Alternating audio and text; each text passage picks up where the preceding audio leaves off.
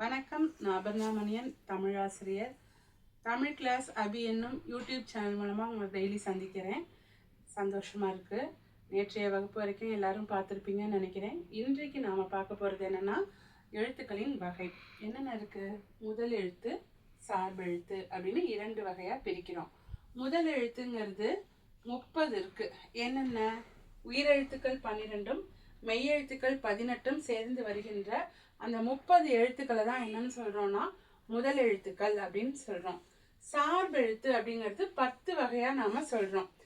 10 வகை என்னென்ன? உயிர்மை, இந்த உயிரெழுத்தும் மெய்யெழுத்தும் சார்ந்து வருகின்ற அந்த உயிர்மை எழுத்துக்கள். அடுத்து ஆயுத எழுத்து.